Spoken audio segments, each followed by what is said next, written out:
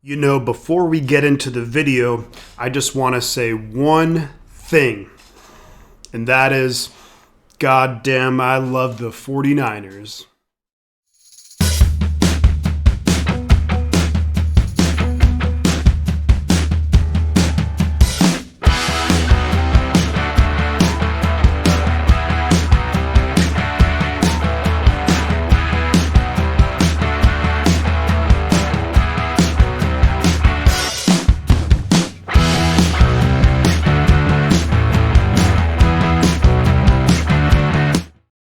Alrighty, everybody, welcome back to another episode of Shifty's 49ers Talk. This one's going out to Niner fans near, far, NFL fans, sports fans. You're all welcome right here.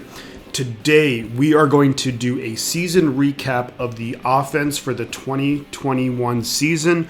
Before we jump into that, let's just say, obviously, the loss to the Rams was super disappointing after having a lead and blowing it. Another thing that I want to say, too, is that very, very, very likely is Jimmy Garoppolo's last game as a 49er. So I do want to thank, Jimmy Garoppolo for all he's brought to the team, good and bad. And we're going to talk about him and the rest of the offense. We're going to talk about it right now.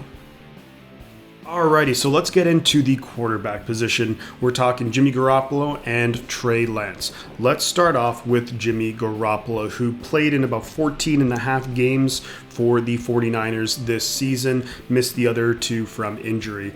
Overall, I think it was a very Jimmy Garoppolo-esque type season, had some high highs and some low lows. When I talk about the highs, I'm thinking about games like the Monday night game against the Rams, where he was incredibly efficient, making nice reads, making big plays, and of course we got the win in that game. Other high highs I'm thinking about is the game against the Bengals in Cincinnati, coming up with some big time plays there as well. Now we also have to look at the flip side too, some of the low lows. And I think to me, the two games that really come to mind would be at Seattle. He had a couple of really bad interceptions. And then the other game that really comes to mind as not a good one at all would be at home against the Colts on Sunday Night Football, where, of course, there was very bad weather, but overall he did not play well in that game. So, Garoppolo, he is with the team around him. He's just good enough to get you the win, and look, there's so many intangibles about Garoppolo that you can't really, put into like statistics or anything like that. All the guys love him. They really play hard for him. But at the end of the day, I think, we definitely need an upgrade at quarterback. There's only so far Garoppolo can take you. It just happens so often where, he'll have like a really good quarter, really good half, and then think about the divisional round at Dallas where he's playing pretty darn well, and then he just throws that like unbelievable interception, which is like, how the hell does that happen? Other plays too, against I think against the Rams in the NFC Championship game, you could definitely see his limitations on the offense, where the Rams defense clearly sold out to stop the run, and we really couldn't make him pay, against the passing game. Even though Garoppolo's statistics early in the game were pretty solid, we just couldn't make him pay. And I think one of the big limitations I think of with Garoppolo is just the inability to throw the ball deep and to stretch defenses that far. I think every defense knows when they're going to go against the 49ers is basically it's either going to be run, short pass, or like a medium pass, maybe like 15 to 20 yards down the field. However, with a guy like Trey Lance, he definitely opens up the field and opens up a lot more opportunities. So I want to say, Garoppolo, again, thank you so much for what he's done for the franchise. He's definitely brought us back to relevancy. He's a great 49er, and I'm always going to think fondly of Jimmy Garoppolo and his time with the 49ers, and I absolutely wish him best of luck wherever he goes. But now, moving on to Trey Lance, the rookie, incredibly raw prospect coming out of North Dakota State, didn't even play football in 2020 just due to COVID. However, I think he came in and I think he exceeded my expectations. Again, look, you're talking about a guy who was definitely talked about of all the first-round quarterbacks as being the most raw, but he actually probably arguably had one of the best numbers, even though he played in limited time. I thought his game against Arizona was actually pretty solid. The play calling in that game I wasn't crazy about. He made some really nice throws, and then also, in his first start, he made some throws that you'd, of course, like to have back. But that's to be expected, not only from a rookie quarterback, from any quarterback. They're going to have throws they'd like back. Now, when we look at the other game he started against the Houston Texans, the first 28 minutes of the game were not that great. Houston had a great defensive plan, but then the last 2 minutes we had a nice drive, and then the second half is where we really saw what we could do with Trey Lance. I'm really, really excited for the future with Trey Lance at quarterback. I think he's someone who's really going to have to make defenses honor deep passes. Obviously, what he can do with his legs compared to Jimmy Garoppolo, and then if he can really refine, his ability to read defenses, make the right throws, and throw into tight windows, and I think we got a really good one on our hands, and I'm just really excited to see what Kyle Shanahan's going to do with him, and there we go. All right, so the next group that I want to talk about are the running backs, and I think we have to lead with the leading rusher for the 49ers, and that was rookie Elijah Mitchell, 6th round pick. Before the season started, he would not have been my guess to lead the team in rushing, but not only did he lead the team in rushing with over 930 yards, but he looked pretty damn good doing it. I think we got a really good one on our hands, 49er fans. Just consistently getting extra yards, breaking tackles, making the right reads, just running with speed and power, and I think he's just an all-around fantastic running back. I think we really drafted we hit on a big-time player right there, just because, again, he can be that number one, RB1. He can carry the load, and someone that again just came out of nowhere. If anyone would have guessed, who would be the leading rusher, I think prior to the season starting, you'd say probably either Mostert or the rookie Trey Sermon, who was drafted in the 3rd round. But Elijah Mitchell took that job, held on to it, and definitely earned it. Speaking of Raheem Mostert, definitely disappointing that he got hurt in the very first game of the season. In that first game, he had 2 rushes for 20 yards, and even that you could just see how explosive he was. Unfortunately got hurt and then elected to get surgery, which ended his season, which was definitely a bummer because he brings just such another level and a gear with his speed and athleticism and his versatility too. Other running backs to talk about, because throughout the course of the year, we ended up starting a whole bunch of them. Trey Sermon as a rookie honestly did kind of disappoint. I was really expecting more out of Sermon. He got hurt quite a bit. The one game that he really did get to start and feature in was against the Packers. And, some of it's Sermon's maybe on Sermon, some of it's on the calling or the offensive line blocking. But overall, Sermon wasn't fantastic. I didn't see anything. Mitchell just looks like he has that extra gear, that speed. So hopefully, I definitely hope the Sermon next year can come back healthy, prove me wrong, and hopefully he can at least develop into a nice change of pace back. But we'll see. Again, wasn't really impressed. A little disappointed, actually, by Trey Sermon. Other running backs to talk about, we have Jeff Wilson, who did Jeff Wilson things when he came in, ran hard, picked up extra yards, solid, not spectacular, but made some nice plays. And then, of course, JaMycal Hasty. Hasty kind of a little bit of a do-it-all back. Kind of was used a lot in 3rd down situations, I noticed. Again, solid but not spectacular. Clearly, Shanahan is a big fan of his to include him in on so many 3rd down plays. But, I liked Hasty, what he did. I think he's your average number 3 or 4 running back on the team, and not going to be great, but just you hope that he comes in, makes a couple plays, and doesn't have any big drops or fumbles or anything like that. Last but not least, of course, we will throw in Kyle Juszczyk in with this group. Just a monster. He just does everything for the 49ers offense. Where he goes and what he does is just such a key to the team. You just see him line up everywhere, whether he's beside Jimmy on 3rd down to help with some blocking, whether he's running the ball, whether he's catching the ball, whether he's lined up at tight end or at fullback or in the slot or wherever. He just does it all. Love having Kyle Juszczyk, and he had a very, very good season, and super stoked to have him on the team and a really good year. All right, now let's talk about the wide receivers and the receiving group. We're going to throw the tight ends in here too. Number 1, Deebo Samuel. Wow. Maybe I should have included him in the running back group. Deebo Samuel, over 1,400 receiving yards. Just phenomenal year. I mean, an absolute all-pro. He's about to get a huge contract extension and well-deserved.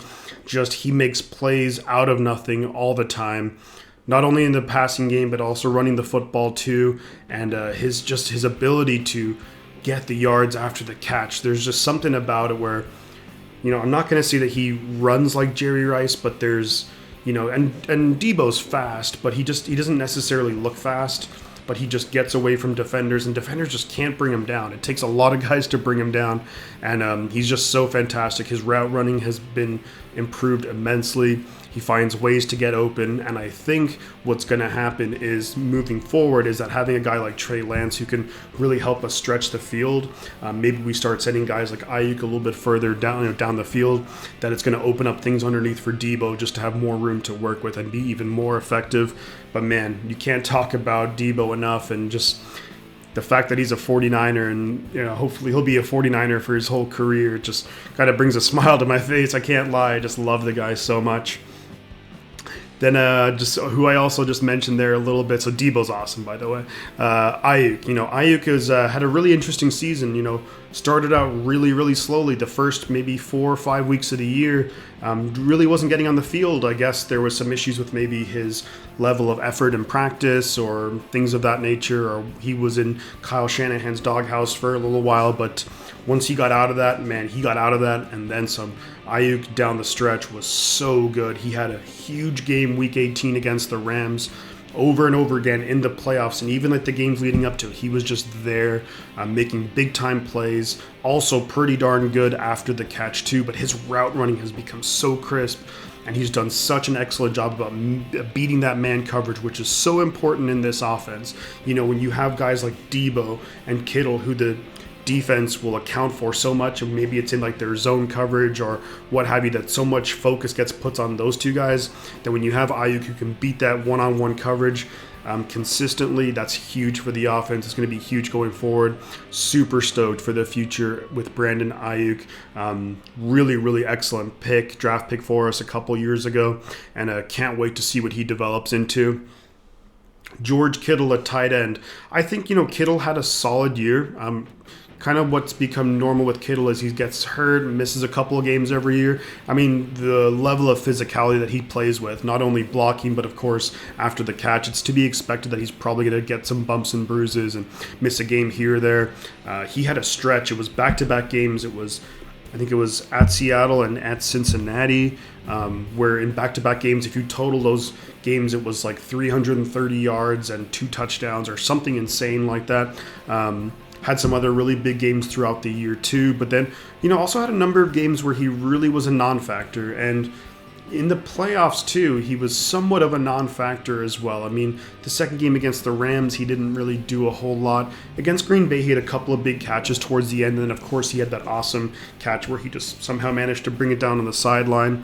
But overall, I mean, with Kittle, I think it was a good year, but for someone who's, very much thought of as like the best tight end in the league, I don't want to say disappointed, but I think it was a good year for Kittle, but not fantastic by any means.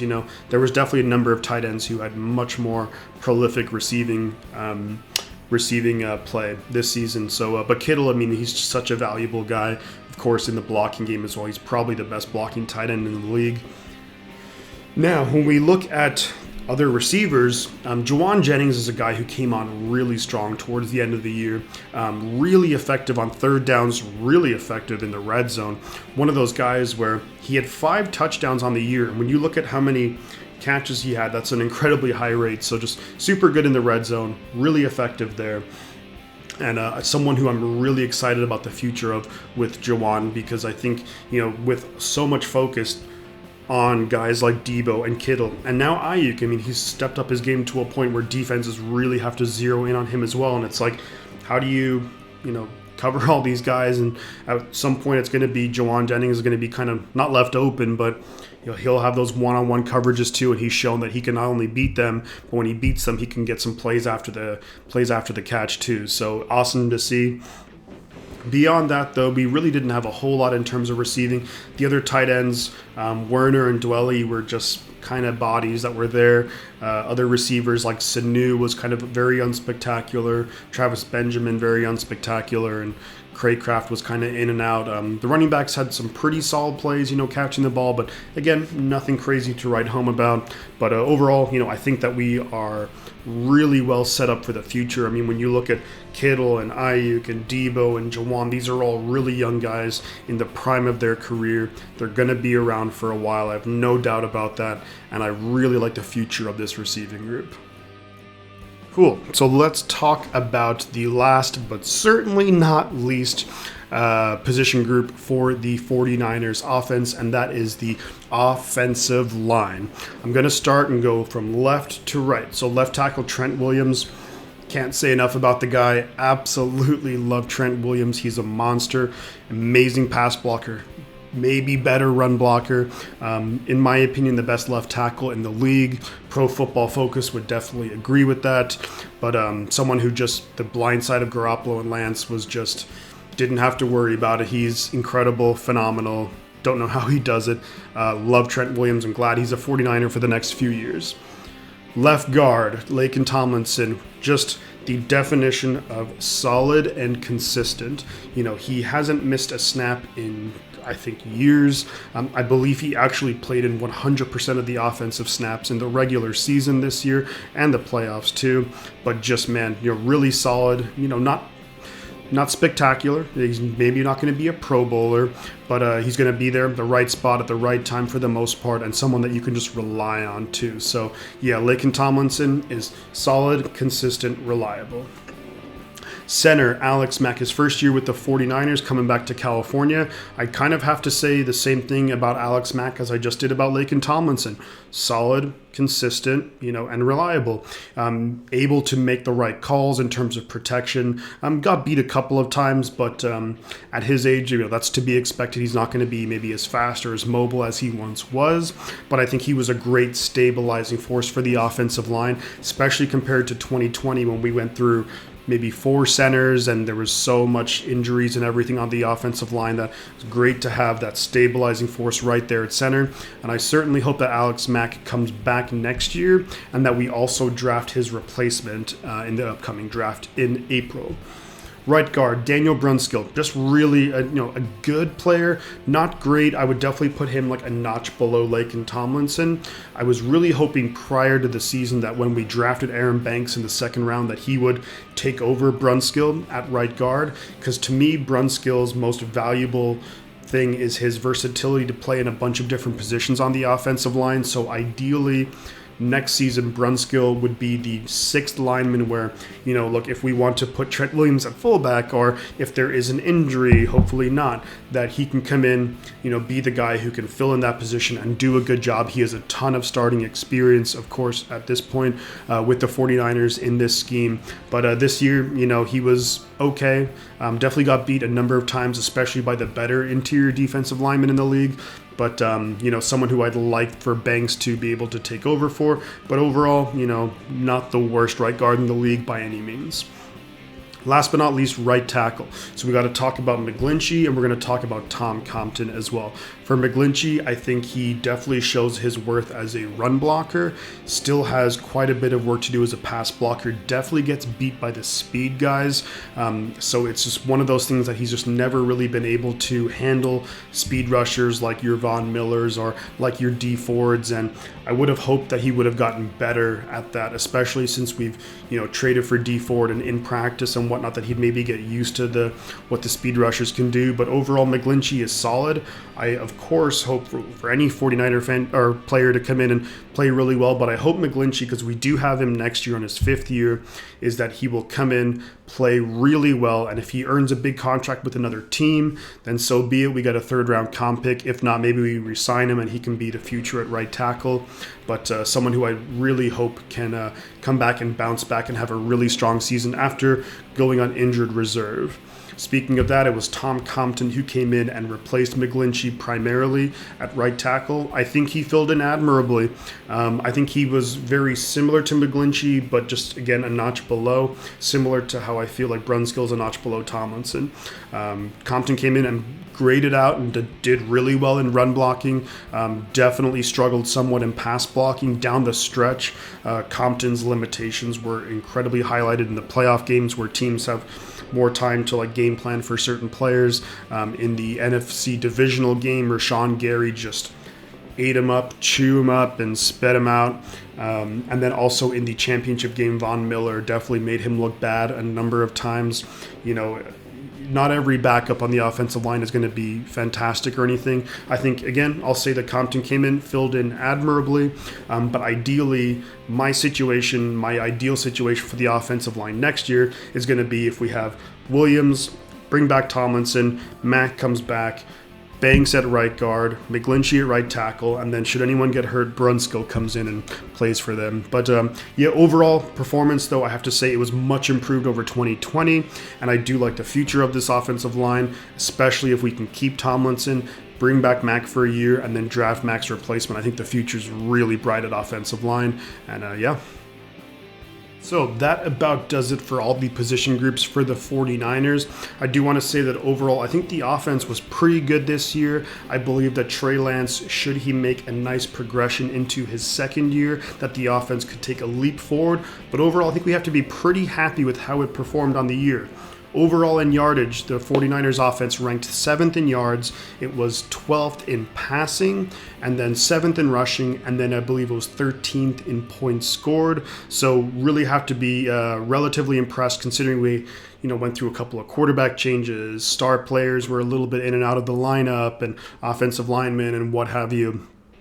I do think the coaching was, just like phenomenal as always. There were definitely times where I wasn't super impressed with the play calling when I think about the game at Arizona, but all in all, Shanahan, there's just so many times where we're able to make the right plays and there's just plays to be made. And I just think of like the run game and how consistent it is, especially when I watch other teams, just how much they struggle. Overall, look, we're really lucky to have a guy like Kyle Shanahan in charge of not only the team, but the offense. Mike McDaniel at this point is rumored to maybe be the next head coach of the Dolphins. Of course, if he gets the job, I wish him the best of luck. Selfishly, I will say that hopefully he stays. And then we have great coaches too, like Scangarello. The offensive line coach Forster did a good job as well.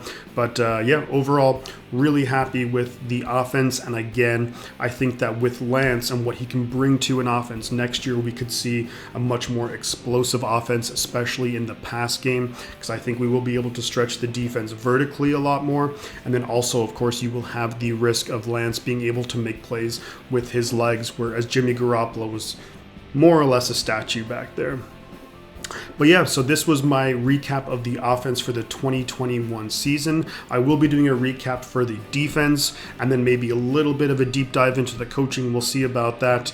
But thank you guys for stopping by. I'd love to hear your thoughts on the offense. Maybe what are some things that the offense will need next season to take that next step as well to maybe becoming a top 5 offense. I think we definitely have the tools in place, but maybe there's a couple of things that we need to refine. And there'll be more videos coming out. I'm gonna maybe stream the Super Bowl. We'll see about it.